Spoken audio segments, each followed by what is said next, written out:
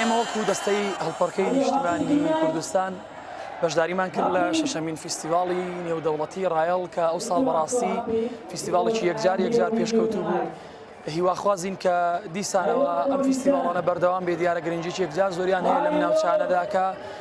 چالاکی هونەری تێدا دیارە کەمترە بەنسبەت پایتەخت و شارە گەورەکانی دیکەی کوردستان. بۆیە تەمەنا دەکەم کە ساڵانی داهاتوو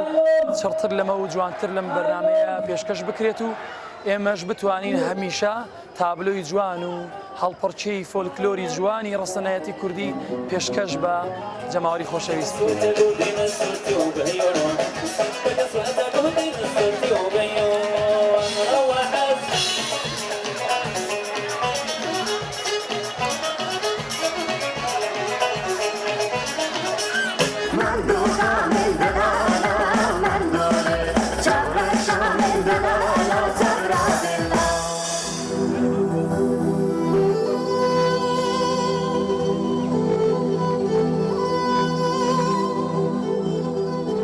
کوستنتری ڕایەڵ کە لە ساڵی 2002 دامەزراوین ساڵانە فیستیڤاڵی کەلتورە جیاوازەکانەکەین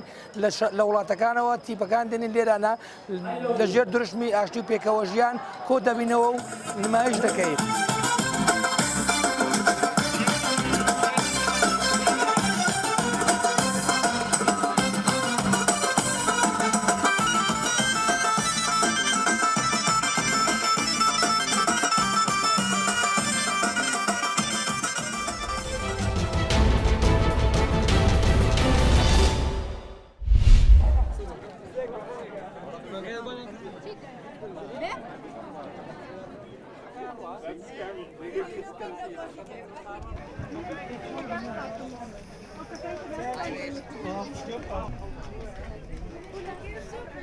ئەم چالاکیە چەندین بوار لە خۆ دەگرێت.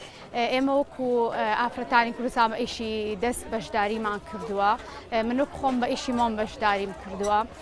سروشت و گوڵ و شتم تێکەڵ بە ئیشەکەم کردووە.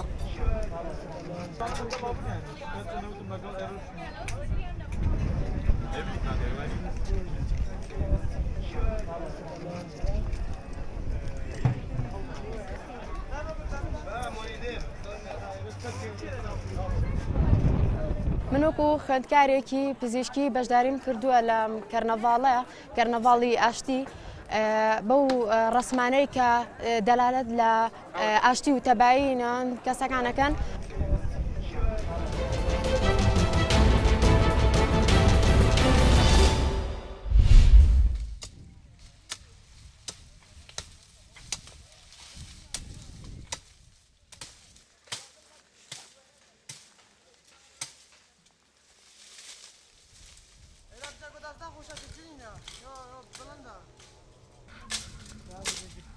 هر بداية هيفونا حتى هيفودا خلاص بي حتى بارانتين يعني بويزي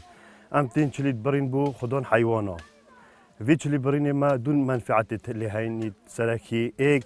ضعف دار قوات ببيت نكا اوغراي خدنا نكا تشتاك بال بيتي قوات ببيت دار جون ببيت دو بو زفستان دي كاينه دي نجنين زفستان دي كاينه علاف دينا في حيواناي